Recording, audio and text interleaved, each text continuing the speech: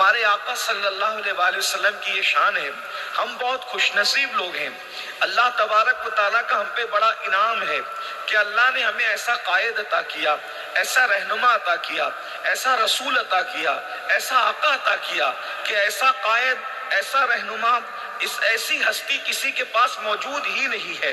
انبیاء کرام کی کائنات میں بھی ہر نبی شان والے ہیں, لیکن جو شان اللہ نے خالص مصطفیٰ جان رحمت کو عطا فرمائی ہے وہ شان اللہ نے کسی کو عطا نہیں فرمائی ہے.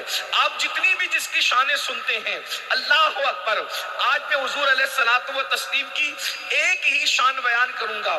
حضور کے عشاق یہاں پر موجود ہیں. ہمارے ناظم محفل کی محبتوں کا شکریہ, اللہ ان کی کے جملوں کو میرے لیے دعا بنائے. لیکن یاد رکھیں, یہاں جتنے بھی لوگ آئے ہیں وہ صرف مصطفیٰ جان رحمت کے نام پر آئے ہیں, بلکہ میں بھی حضور کے نام پہ آیا ہوں اور آپ بھی حضور کے نام پر آئے ہیں, بلکہ واللہ ہم پیدا بھی حضور کے لیے ہوئے ہیں. میرے امام فرماتے ہیں زمین و زمان تمہارے لیے, مکین و مکان تمہارے لیے, چنین و چنا تمہارے لیے, بنے دو جہاں تمہارے لیے, دہن میں زباں تمہارے لیے, بدن میں ہے جا تمہارے لیے, ہمارے یہاں تمہارے لیے, ہمارے یہاں تمہارے لیے, ہمارے یہاں تمہارے لیے, اٹھے بھی وہاں تمہارے لیے, اٹھے بھی وہاں تمہارے لیے. اسی مسلک کو حضرت بیدم شاہ وارسی نے بیان کیا تھا. عدم سے لائی ہے ہستی میں آرزوئے رسول, کہاں کہاں لیے پھرتی ہے جستجوئے رسول, اور بنائے لوں تیری یہ جذب شوق صلی اللہ کہ آج دامن دل کھچ رہا ہے سوئے رسول. اللہ اکبر. تو یاد رکھنا, دنیا کے اندر کسی نہ کسی کی کوئی نہ کوئی کچھ نہ کچھ شان ہوتی ہے, کچھ نہ کچھ کسی نہ کسی کی حیثیت ہوتی ہے, کسی نہ کسی کی کوئی اہمیت ہوتی ہے. مثال کے طور پر اس دنیا کے اندر کوئی ڈاکٹر ہے, اس کی کوئی تو حیثیت ہے, کوئی ٹیچر ہے, اس کی کوئی تو حیثیت ہے, کوئی خطیب ہے, اس کی کوئی تو حیثیت ہے, کوئی ادیب ہے, اس کی کوئی تو حیثیت ہے, کوئی مقرر ہے, اس کی کوئی تو حیثیت ہے, کوئی بادشاہ ہے, اس کی کوئی تو حیثیت ہے, کوئی وزیر ہے, اس کی کوئی تو حیثیت ہے. دنیا میں حیثیت والا بننا بہت بڑی بات نہیں ہے. لوگ تو ناچ کر بھی حیثیت بنا لیتے ہیں, لوگ تو بندروں کو نچا کر بھی حیثیت بنا لیتے ہیں, لوگ تو دولت کما کر بھی حیثیت بنا لیتے ہیں. لیکن آئیے آج اپنے نبی کی وہ شان سنتے ہیں جس دن کسی کی کوئی شان نہیں ہوگی, جس دن کسی کی کوئی حیثیت نہیں ہوگی, جس دن کسی کو کوئی مقام نہیں دیا جائے گا, بلکہ اللہ اکبر اس دن کا حال یہ ہوگا, اس دن کی کیفیت یہ ہوگی.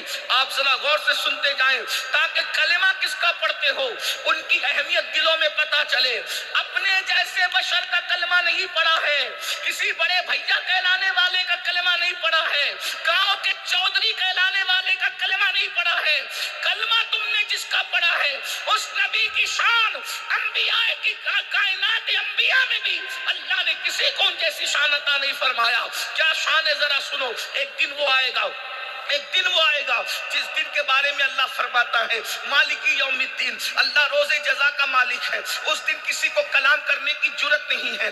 قرآن مقدس کہتا ہے یوم یقوم الروح والملائکہ صفا لا یتکلمون الا من اذن. اس دن جبریل اور سارے فرشتے, جبریل علیہ السلام سید الملائکہ, سدرہ کا مکین, اور ان کے ساتھ سارے فرشتے اللہ کی ہیبت سے تھر تھر کانپتے ہوں گے. یہ کیفیت اس دن حضرت جبریل کی ہوں گی. سارے انبیاء کی زبان پر بھی انبیاء کرام اللہ کے مقبول بندے ہیں. یہ کوئی چھوٹے لوگ نہیں ہیں, یہ بہت بڑے لوگ ہیں. اللہ کے انتخاب کو انبیاء کہتے ہیں, اللہ کے منتخب کردہ بندوں کو انبیاء کہتے ہیں, چنے ہوئے میں چنے لوگوں کو انبیاء کہتے ہیں. لیکن اس دن انبیاء کرام کی شان بھی یہ ہوگی, نفسی نفسی کہیں گے, نفسی نفسی اذهبوا الى غیری, نفسی نفسی اذهبوا الى غیری, نفسی نفسی اذهبوا الى غیری. حضرت آدم بھی یہی کہیں گے. نفسی نفسی کا مطلب اگر آپ لیں تو یہ کہ آج مجھے تو اپنی جان کی پڑی ہے, مجھے تو آج اپنی جان کی پرواہ ہے. ذرا غور تو فرمائیں اس دن کی کیفیت کیا ہوگی جب انبیاء کرام یہ کہیں گے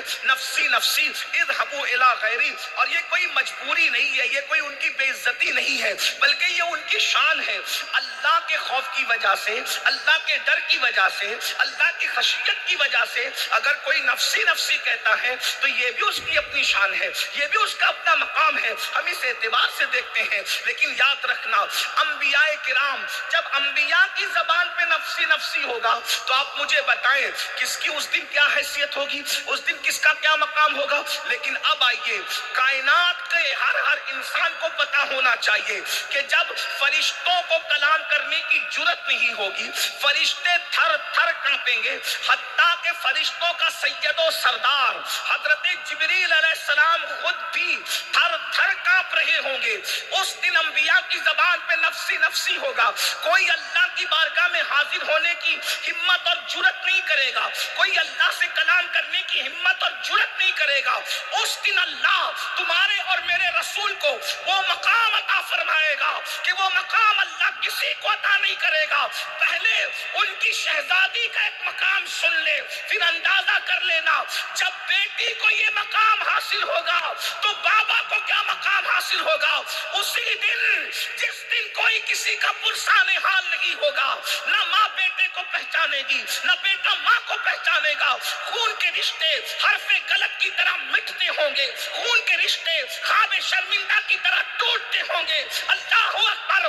اس دن جب سیدہ کائنات، مخدومہ کائنات، ملکہ فردوس بری، ام الحسنین، سیدہ طیبہ طاہرہ عابدہ زاہدہ راکعہ ساجدہ نقیہ تقیہ زکیہ ام ابیہا ام الحسنین، ملکہ فردوس بری، ملکہ قیامت، ملکہ عالمیان، سیدہ فاطمہ الزہرا جب پل صراط سے گزرے گی تو 70,000 حوروں کو ان کی کنیزوں کی شکل میں ان کو گھیرا جائے گا اور ان کے ساتھ سیدہ اس شان سے گزرے گی کہ اعلان ہوگا، محشر والو گردن کو جھکا لو، آنکھوں کو بند کر لو، نبی کی شہزادی پل صراط سے گزر رہی ہے۔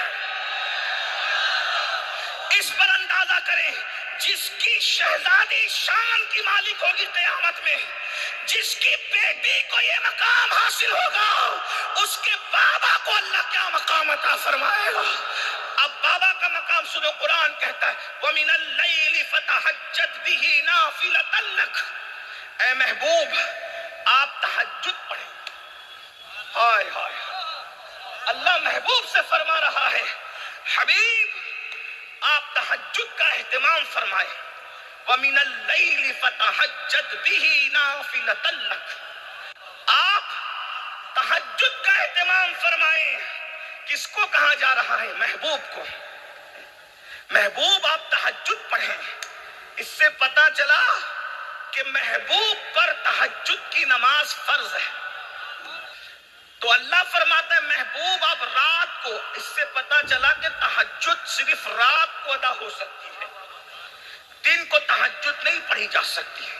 وَمِنَ اللَّيْلِ فَتَهَجَّدْ بِهِ نَافِلَةً لَكَ، جب آپ رات کو تہجد کا اہتمام کریں گے تو عَسَىٰ أَن يَبْعَثَكَ رَبُّكَ مَقَامًا مَحْمُودًا، آپ جب تہجد کا اہتمام کریں گے اس امید پر تو اللہ آپ کو مقام محمود عطا فرمائے گا۔ اور یہ مقام محمود صرف مصطفیٰ جان رحمت کی شان ہے۔ اب آگے بڑھنے سے پہلے صرف ایک پیغام دینا چاہتا ہوں، جب نبی کو کہا جا رہا ہے اگر مقام محمود چاہیے تو اہتمام تہجد فرمائیے، اگر مقام محمود چاہیے تو اہتمام تہجد فرمائیے۔ اس سے پتا چلا کہ محبوب تہجد پڑھیں تو انہیں مقام ان کے لیے محمود میں لکھ دیا گیا ہے، لیکن اس تک پہنچنے کے لیے ان کے علاوہ اور کسی کا مقدر نہیں ہے۔ مگر اللہ تہجد کی اہمیت بیان فرما رہا ہے۔ اب مسلمانوں آپ سے کہتا ہوں، اگر کوئی حاجت ہو، کوئی حاجت درپیش ہو، کوئی مشکل درپیش ہو، اللہ سے کوئی اپنا معاملہ منوانا ہو، تو آپ کہتے ہیں نا جب کوئی چیز کسی سے منوانی ہوتی ہے تو اس کو جو بہت پسند ہوتا ہے آپ وہ لے کر کے جاتے ہو۔ یار کام بنانا ہے، قلم پسند ہے تو قلم دے دو، کام بنانا ہے، خوشبو پسند ہے تو خوشبو دے دو، کام بنانا ہے، تعریف پسند ہے تو تعریف دے دو، کام بنانا ہے، کپڑے پسند ہے تو کپڑے دے دو۔ بلا تمثیل قدرت کے یہاں اگر کام کام بنانا ہے، بڑے سے بڑا کام بنانا ہے تو جب سب سو جائیں آدھی رات کو اٹھو اور اٹھ کر کے تازہ وضو کرو اور وضو کر کے تہجد پڑھو اور پھر اللہ کے یہاں گر گراؤ۔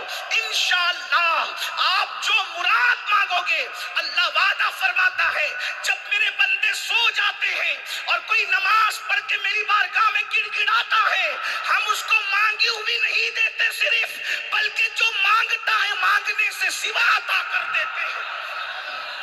آج مصیبتوں کو لے کر کے تم بہت پریشان ہو میرے بھائی، یہ بچے کی پریشانی، وہ بیٹی کی تکلیف، وہ رشتہ نہیں آتا، وہ گھر میں مصیبت، تہجد پڑھ کر تو دیکھیے، اللہ اکبر۔ لیکن میں اس قوم سے مخاطب ہوں کہ جو قوم فجر نہیں پڑھتی، اس کو میں تہجد کی بات کر رہا ہوں، لیکن ہم لوگ مایوس نہیں ہیں، نہیں اقبال مایوس اپنی کشت ویراں سے، ذرا نم ہو تو یہ مٹی بڑی زرخیز ہے ساقی، کوئی تو سنے گا، کوئی تو عمل کرے گا۔ اور اتنے بڑے جلسے میں میرے کسی ایک بھائی نے بھی عمل کر لیا۔ میرے بھائی تہجد پڑھ کے دیکھو، لیکن تہجد اسی کی قبول ہے جو پانچوں وقت کی پڑھتا ہے پھر تہجد پڑھتا ہے۔ ایسا نہیں ہوگا کہ نہ فجر پڑھی نہ عشاء پڑھی اور تہجد کے لیے کھڑے ہو گئے، ایسا نہیں۔ تہجد کی برکت کیا ہے؟ جس طریقے سے ورزش کرنے سے ہماری باڈی بنتی ہے، ویسے تہجد پڑھنے سے ہماری روح طاقتور ہوتی ہے، اور جب روح طاقتور، توجہ کرنا، جب ہماری باڈی، ہمارا جسم طاقتور ہوتا ہے تو اللہ اکبر، پہلی چیز تو ہم خوبصورت نظر آتے ہیں، دوسری چیز ہم ہر کام کر لیتے ہیں، وزن اٹھانا ہو، چلنا ہو، یہ کرنا ہو، وہ کرنا ہو۔ لیکن جب روح طاقتور ہوتی ہے تو آسمانوں پہ اٹھتی ہے تو لوح محفوظ کو دیکھ لیتی ہے، اور سینے پہ اٹھتی ہے تو دلوں کے حال دیکھ لیتی ہے۔ اللہ اکبر، روح کی طاقتور ہونے کے لیے تہجد بہت ضروری ہے۔